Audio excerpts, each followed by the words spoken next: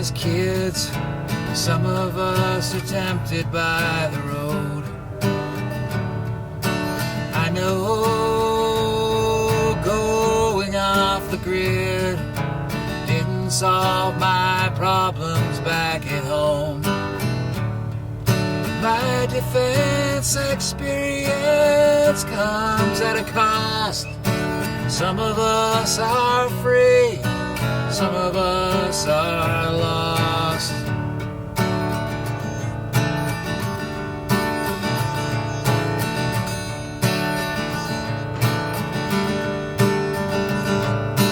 Moonbeams,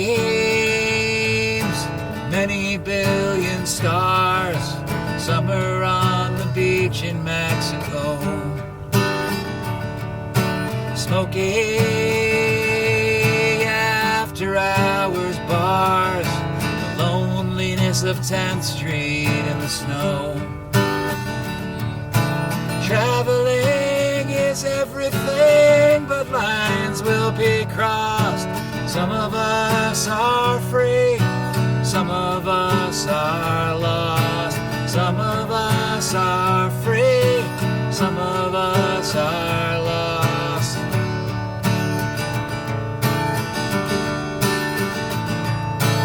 You can become a micro dot floating around an astronaut.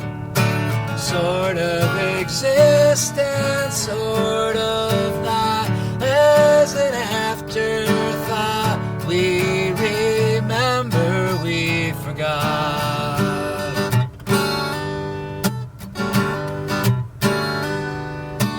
Brake squeal, carburetor cough. Wait until Mechanicsville, we'll see.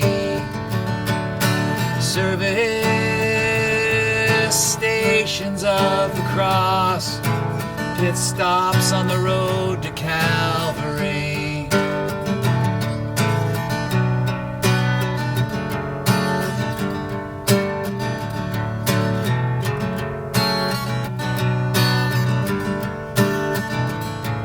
The engine boils, motor oil, tailpipe exhaust. Some of us are free, some of us are lost. Some of us are free, some of us are lost.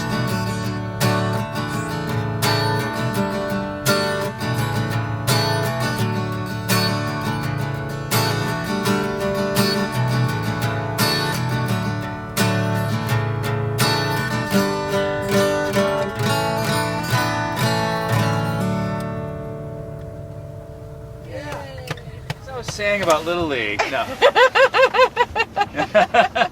We're here with Bob Hillman. And Bob, you've released the second in your comeback series of album. Some of us are free, some of us are lost. It's a great title. It was originally going to be called Hypnotized, but then that was viewed as too generic. Interesting. Some of us are free, some of us are lost was just like a lot longer way of saying the same thing. So who said it was too generic? Did you do like a survey or a focus group? People who were advising me, whose opinions I trusted, said that's too generic. I kind of liked how generic it was, but then I see the point. So my one regret is it's like tedious to type it out. Like if you're registering your songs with ASCAP or something, you got to type it over and over again. Like what's the acronym? Free/lost is the short version. Okay. Free/lost. Free and lost.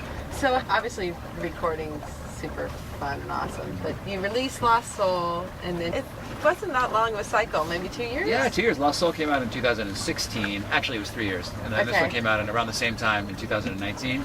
Yeah. It's not like you ever left music. You know. Well, I did leave music. We moved from Iowa back to San Francisco. And when I came back, I had one child who was pretty young and another who was about to be born. Wow.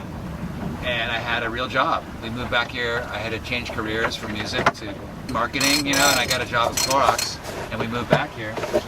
And I was marketing Formula 409, and then I was marketing Glad plastic containers. And when my second son was born, I didn't write songs for a little while, and during that whole 10-year period, I wasn't really at all involved in music. I did a gig, 2 gigs every year, But I feel like you were always writing, because I knew you in this time as a writer. Yeah, I would write a song a month, maybe. Yeah. You know, but when Sebastian, my younger son, was born, I wasn't writing a song a month for Right. a while there. I wasn't even going to the meeting. Helmet's down. You kept just enough in to keep the lamp alive. Yeah, I was always engaged in the whole thing, you know. Uh-huh. And I always knew I would get back to it. As you know, as a songwriter, once you've got a bunch of songs, you want to do something with your songs. Otherwise, what's the point, right? Right. I mean, there's still a point, obviously, but many of us have a strong desire to document them Yes. and move on. And let's see, what happened to me exactly? Like, I was doing a few more gigs, and Peter Case had moved up here. Uh-huh. So you And knew him before, that's right. I knew him because, well, I stalked him. Like, I would go talk to him after shows because he was someone who was accessible-ish, Right. you know, so I would just go talk to him, and he didn't discourage me. But then my first batch of demos in the late 90s, I just sent them on a CDR to an address on the back of his CD. And then he called me on the phone, and over many years we were in touch. Did a couple of gigs together here and there over the years. Yeah, we weren't close friends, but he would give me advice. Yeah. Yeah, so we were always in touch, and then he moved up here, we hang out, and then I realized I've got all these songs, I should just see if Peter would produce my album.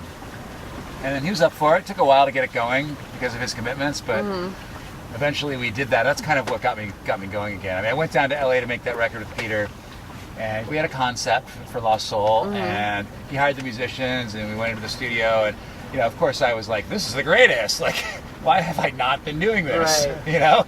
And then I wasn't gonna do any promotion or anything like that. Then I was like, "Well, of course I'm now gonna," you know, it snowballs, and suddenly you're like, "I want the world to hear this to the extent that it can." And I went to the Folk Alliance conference for the first time in many years. I just tried to figure out things to do. I did a little East Coast tour. I did a little Midwest tour. I got out there a little bit, you know?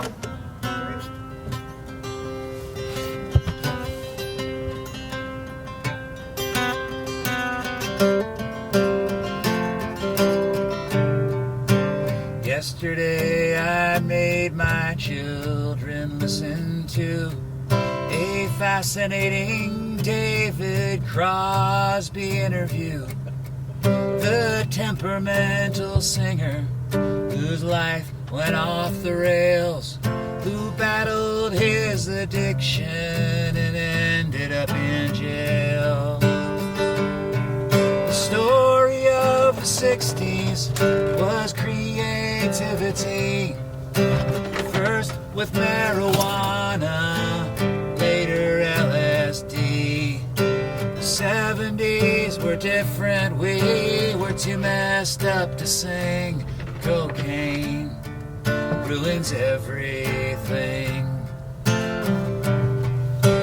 From the psychedelic rock and roll machine to the meditative Laurel Canyon scene, intimate communion, consciousness expands, a legacy of music, legendary bands. The story of the 60s was creativity, living in the present open-heartedly. The 70s were different, we were too messed up to sing. Cocaine ruins everything. Working for a living, living on the bus, poured off their asses, playing songs for us, powdering their noses, learning how to live with creeping paranoia, dark and secretive.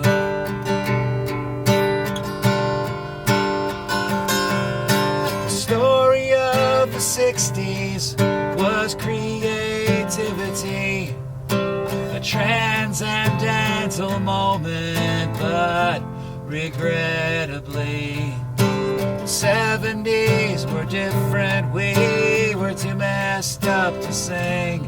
Cocaine ruins everything.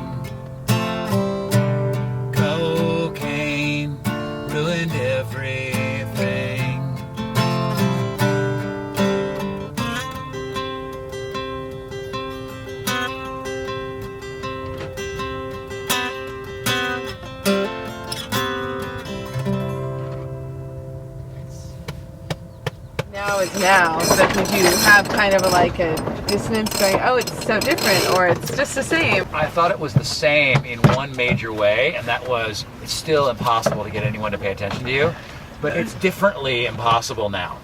In my first go-round, there was no internet. Right. MySpace came in at the end of my first run, and I never liked MySpace particularly. Yeah.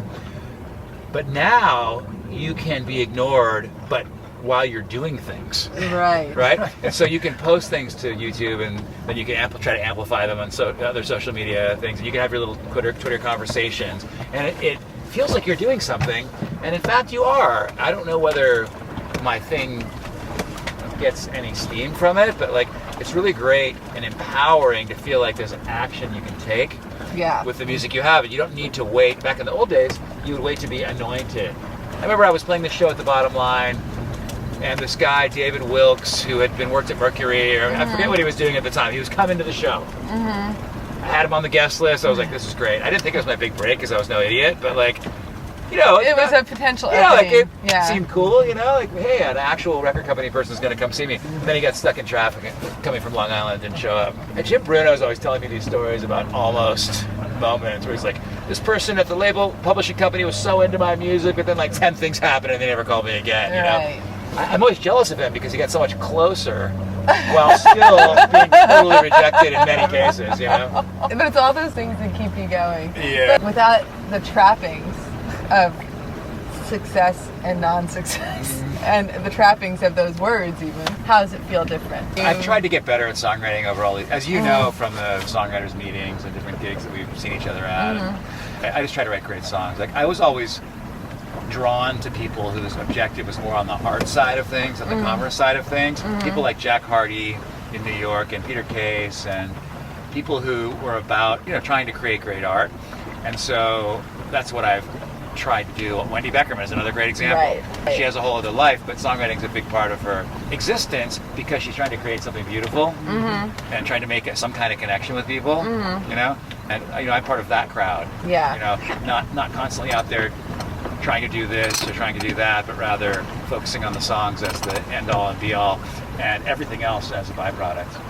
Obviously, a lot of things have happened. You've moved, you become a parent, and you have Little League. Did you want to talk about Little League? No, not yet. Okay. But these things happen that you can't foresee in your life. And when you were first writing, those things weren't in your life, and now they are. How does that inform your art? I've grown up a lot, like like everyone. When I reflect upon my commercial prospects, I was pretty successful on the opening act level of things on the singer-songwriter circuit, but I never quite got past that. And when I reflect on that, I sometimes think there were two problems. One is that my songs were a little angry when I was younger, and another is that there's so much irony that people couldn't tell if I was joking.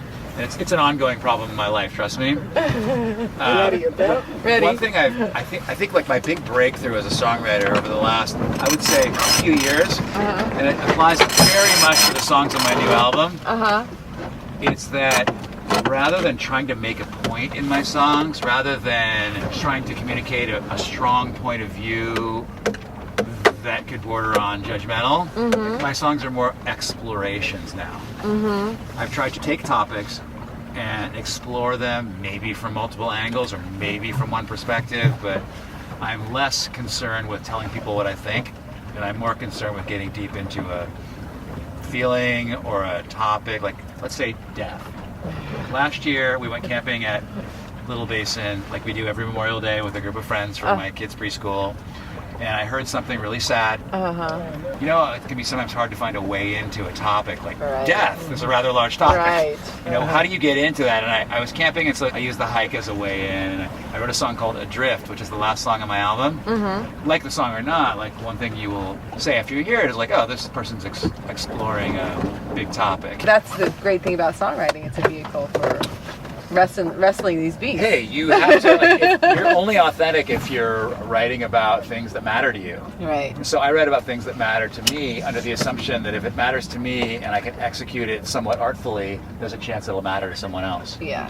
So if I was writing about teenage angst now, there's a chance it could be awesome, and there's also a chance that it could seem inauthentic. Right. And I don't have any teenage angst thoughts, although I have them with respect to my preteen sons. Right. So perhaps that could come back around. I really have tried to explore bigger subjects, and something like death you can explore 10 different ways.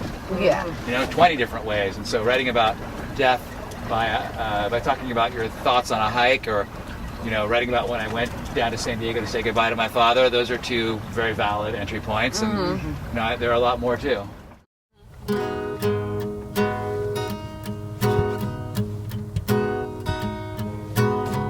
Raymond Carver drank too much, as every writer knows.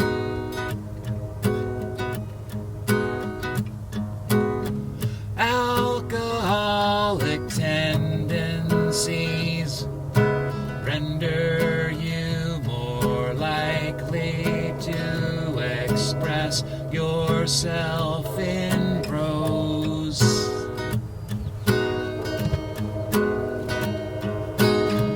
When you're in an inebriated state, pretty words reverberate. Sober at your writing desk, you don't feel so Carveresque. The literary fairy tale, read all day and spend the night in jail. Documents experience and paint it blue. The latest manuscript is out for review. It's a breakthrough. It's a breakthrough.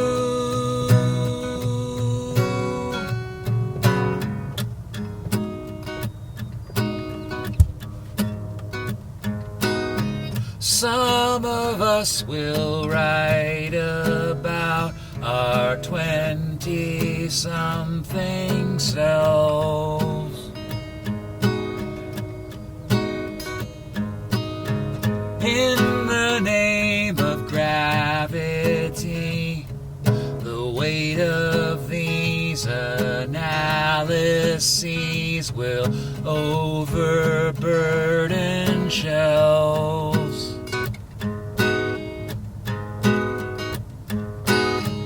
Gritty stories, the bulk of which are true, illustrate what not to do. Hard-earned wisdom out there for generations to ignore.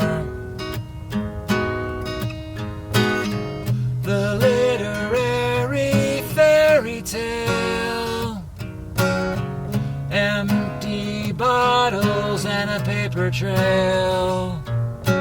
Maybe there's a person you can turn into, and then incorporate your own point of view. It's a breakthrough. It's a breakthrough. It's a breakthrough.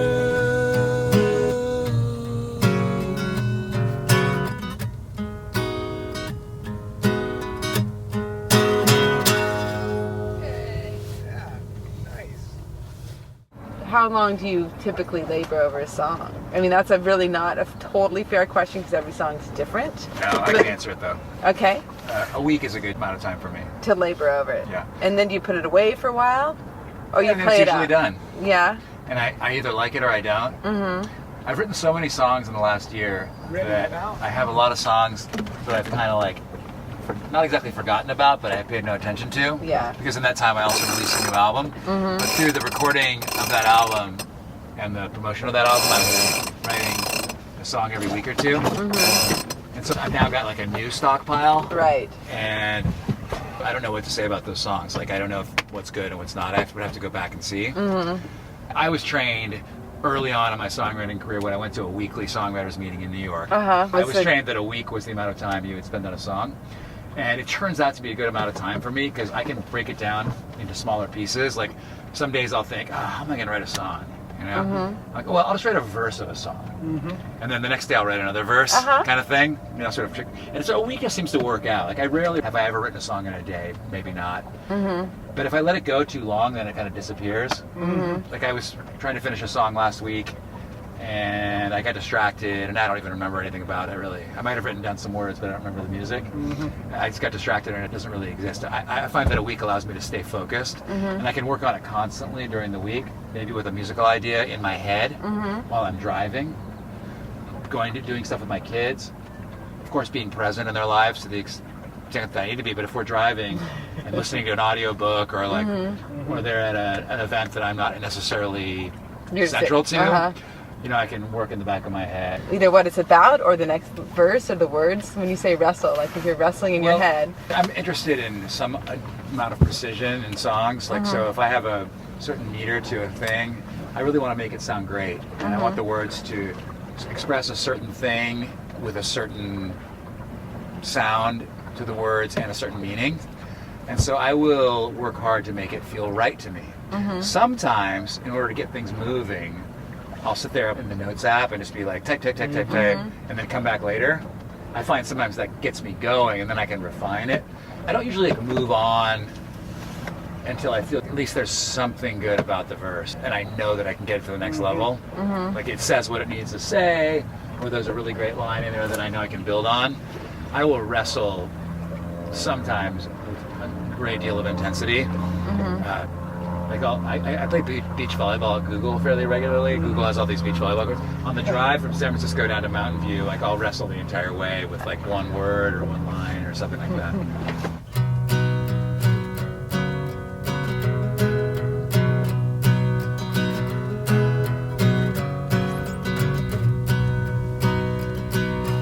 Finally to bed in the neighborhood of dead from a gathering of all personnel. I couldn't fall asleep. I was conscious of a deep sense of purpose and a northwest swell. I slipped out of bed in the dark, embarking. The journey is never complete.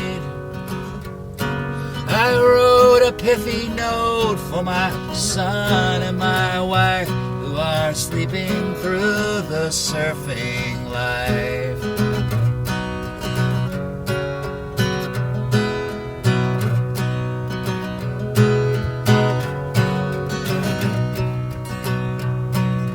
Though I spend the week underwater, so to speak, in a critical advisory role, I've created space. There are processes in place for the benefit of body and soul. I'm satisfied with the pre-dawn ride, which at least takes the edge off the beast. Weekends are for fun with my son and my wife, and adventures in the surfing life.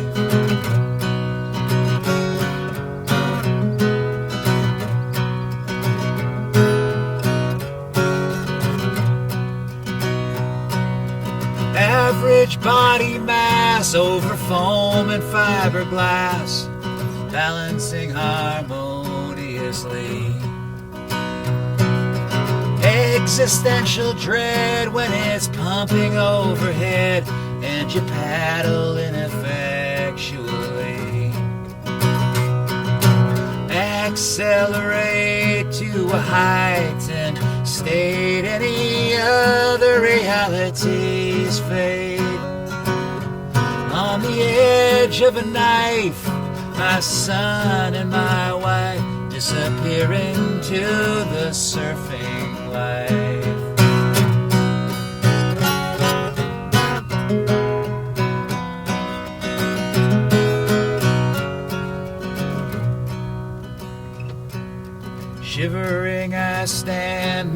meditative in the sand and wondering if I'm getting old. Practice what you preach, say the ghosts at Ocean Beach, as I catapulted into the cold. Jolted awake in the breakers, I've never felt more intensely alive. Everything is one, says my son to my wife, as he contemplates the surfing life.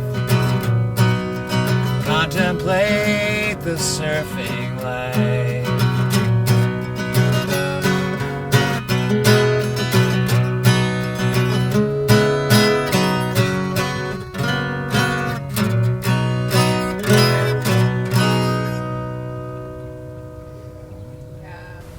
You mentioned your early being trained.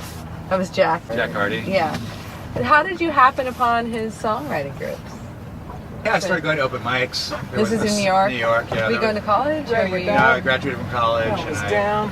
I did a bunch of other things for a year, and then I kind of landed in New York. Uh-huh. I'd been a college volleyball player, Mm-hmm. and it was tempting. I played a little beach volleyball after college, Mm-hmm. and it was tempting to be a professional beach volleyball player. I could have been to some middling extent, probably. And I did make it into a pro beach volleyball tournament, but I realized immediately that was not the life for me, and so I moved to New York. And I wrote a couple of songs, that were like, okay, like there was something You wrote a song. not super terrible about them. I started going to open mics. The Sidewalk Cafe was where everyone went. They had an open mic, and I started going to it, and I met some people there, and I found out about the songwriters meeting. I just kind of showed up to it. And no one really, I don't recall anyone being like, here's my address, come to the meeting. I feel like I just kind of like got it from someone. And I remember going, and I was like, oh, my people are here, you know? Cool. And then I made, all my best friends from New York were from that. Super And that was great every songwriters. week. So that's... Every week. And I wrote so many songs over the years. And there were long periods where they weren't good. And I remember I wrote this song called Spitting Nails. It's the second song on my first album. And I remember Jack saying, Bobby, you got to address the melodic situation. He would say things like that, and you would learn from them. He'd say, like, that song sounds like a lot of your other songs. It may be the best example of that kind of song, but like you really need to write different songs. Okay, different rhythms, and different patterns, and like different melodies, and so I would have these like learning experiences, and it was not exactly a cutthroat dog-eat-dog world, but like, it was competitive songwriting to an extent. You were trying to outdo your friends, Out here, it's all like, oh, let's all encourage each other. Back there, we were all in our 20s trying to write great songs, and if your friend brought a couple of songs and they were both really good, and you brought one and it wasn't that good, you'd be like, I gotta work harder at this. You can develop very quickly as an artist if you have any talent at all. With that kind of application, you can develop over a shortish period of time.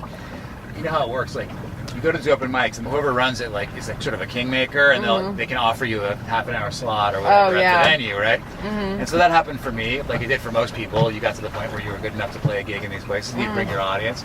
But maybe my second or third gig, there was a guy watching it, this guy Mike Ragonia is his name, and he was watching, and he was really into what I was doing. Like how he heard something in my music at that time is beyond me, but he heard something, and he worked for this company, Razor and Tie Records. And at the time, Ready. they had signed Dar Williams, and were kind of like trying to develop new artists. And he was like, I'm the A&R guy. Hopefully the owners will go for it, and we'll help develop you. The owners of the company were completely not into it, which makes sense to me. Like at that time, I was raw, but like for some reason, Mike heard something in there. And so he connected me with his mentor, who was a guy named Tommy West. And Tommy West is famous as a production team, Cashman and West. And what they're most famous for is producing everything Jim Croce ever recorded. Oh, interesting. Not to mention all the country hits they produced in the 70s in Nashville, like Anne Murray and Henry Gross and tons of stuff.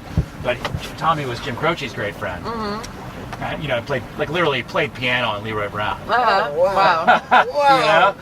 So that was appealing to me. So Mike turned Tommy on to me, and Tommy also heard it. and literally made me a part of his life. He's sort of a father figure to me. We made 2 records together in his studio in New Jersey. My first 2 albums were in his barn. He converted into a studio. And so I went from moving to New York to open mics to getting a few slots to eventually making an actual record, my first record, Playing God, which when I listen to it, I'm not too bummed out. I'm always pleasantly surprised, but it's not that great. And then I made Welcome to My Century over a fairly long period of time, over which I developed quickly. And from the beginning of that process, when I was only writing songs about being dumped by my girlfriend at the time, to the end when I was writing somewhat more sophisticated songs like Tolstoy and Valentine's Day, those were some of the last, Tolstoy was the last song I wrote for that album. From the beginning of that process to the end, like I developed into kind of a decent songwriter and recording artist, you know. And that was the period when I met Suzanne Vega. Also at that time, through a Planet Bluegrass Festival, had connected with an agent who was willing to help me out. And it all started to come together a little bit. Right. I had this record that was kind of decent. I got opening slots. Suzanne took me out on the road. For a minute there, I kind of had a shot. Right. I was really in it. Suzanne took me to Europe twice. I got a gig at the Newport Folk Festival. Wow. And like I was on the side stage in an in the round type situation. And Bob Dylan was the headliner. And so I finished my thing, and then like I was walking off the stage, and they opened the backstage, and Dylan's bus went through, and then they closed the backstage, and we actually couldn't get back to our cars because no one was allowed backstage because Dylan was there. And so I went out into the front. Of course, I was not like I was planning to leave. At my gig at the Newport Folk Festival, I was staying as long as I would have allowed to. And so I went out, and my friend and I were watching Dylan, and he came out, and I was like, "Is Dylan got like a beard? Is Dylan Hasidic now?" He had a fake Hasidic beard. Oh no! I think I've seen pictures of that. Yeah. Like I don't know what. Strange. You know, it was his first time back since 1965. Oh, wow. Or whatever it was that he went electric. And so maybe he was taking the piss a bit. Right. But from the very far back of the Newport crowd where I started out, it was a little confusing. Anyway, like I had a couple of things like that I've seen promising. And then I finished touring with Suzanne. I might have done 75 or 85 dates with her. Which is a lot. Yeah, it was obviously awesome. I traveled on her bus and all that. She stole my guitar player at some point during that, which, you know, of course was my blessing, because hers got hired by David Bowie. Oh, right. That's the kind of situation That's we were how it in there, happened. you know? Right. And I remember I did those dates with Dave Alvin right around when that stuff was over. And, you know, when you open those kind of shows, you get paid like $50. You know, and it's pretty great because you get to open for someone like Dave Alvin, whom you've admired since you were a teenager. Right. But it's not a very sustainable way of life. And I wasn't progressing from a business standpoint. Yeah. I was getting meetings with people in the industry to an extent. None of them had any interest in me at all. And at the same time, people like Mary Gaucher and Josh Ritter were really starting to make it. People that I started out with. So I just changed careers and got a regular job. Were you bummed? Not really. I was sort of proud. I played with her at the Fillmore for the second time, Suzanne. Oh, yeah. At like the beginning of August in 2003, and then I was in business school at the University of Iowa because we'd moved to Iowa because my wife went to the Iowa Writers Workshop. So you'd gotten married in that time? I wasn't married yet, but I was going to be soon. Yeah. And like I was in this business school class, and they put us in these groups, and one of the people had seen me open for Todd Snyder in Ames, Iowa, down the road. Like, and was like, "Didn't I see you open for Todd Snyder?" We were at this table, like talking about a business case, and there was like I had a slight moment of despair where I was like, "What have I done?" You know, because opening for Todd Snyder at the maintenance shop in Ames is like a very cool thing to be doing, and talking about a business school case is like super lame. But you know, I ended up like. I wasn't like some kind of tycoon or anything, but like I was decently successful. I got good jobs and really enjoyed the intellectual aspect of it. Not so much the career development aspect of it, but it was satisfying for a while. You know, I was able to earn some money, and eventually it got to the point where I did wonder a little bit what I was doing, and that was around the time where our conversation started. Peter Case moved up here, and we would go get coffee, and I eventually was like, I should just convince this guy to produce a record for me. Right. You know, and that sort of led to my comeback. Yeah, that's interesting about just maturing and looking at one's life and what comes back around. In one way, it seems like you've never left. You know, because you kind of put back in where you were. Yeah, I kind of did. I did have some residual credibility when I came back. Like I did still know some people. Right. And then also I had a whole new way of thinking about a career, what a career in music could be. And I had all these new tools in the form of the internet. Right. And so I will credit business with helping me frame like a strategic approach. Mm-hmm. Not that I'm out there like strategizing about my music all the time, but like I do think in terms of objectives and how I might achieve those objectives, and I don't waste as much time as I would if I was at sea, so to speak. Yeah. Well, no, I'm yeah. We're not at sea. We're just in the estuary. That's kind of us.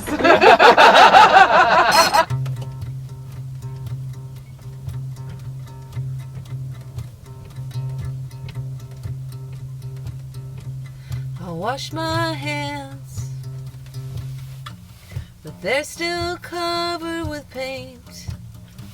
Got all these walls I gotta redo. Try to replace the red with the blue. Yeah, the blues are always purple to me. Blues are always purple. Just you wait and see how years stumble up onto one another so fast. People you know no longer show. Sky pales from blue to a red glow. Yeah, the blues are always purple to me. Blues are always purple. So many stories to tell, it's true.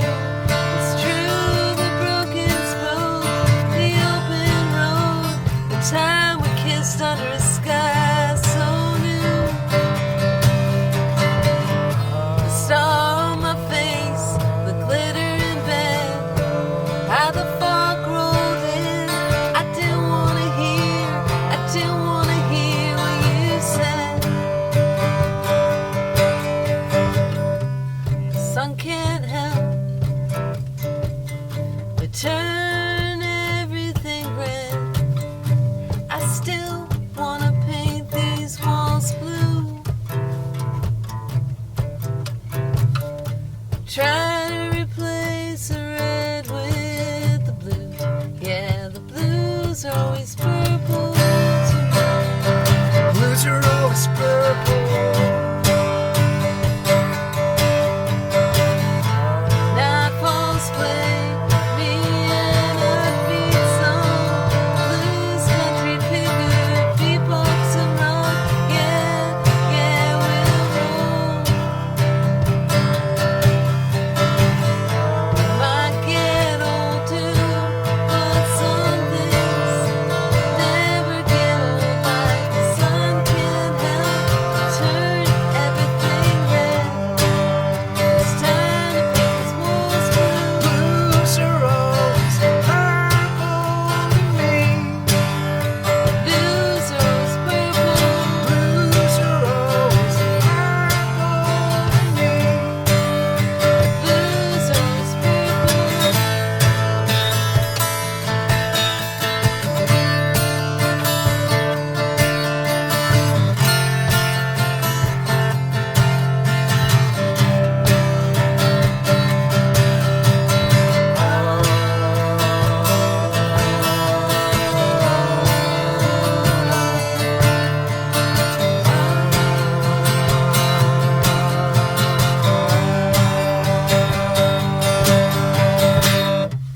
And different smiles might show up through the dark, laughing at.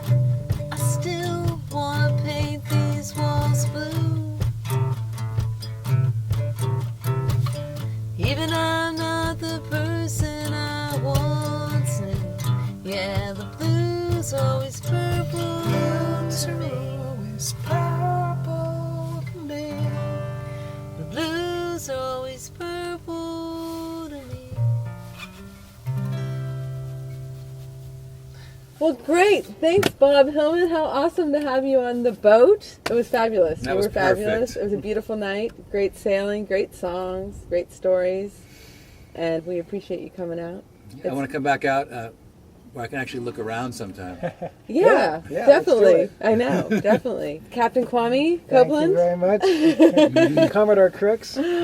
Thanks for watching. Love the Bay!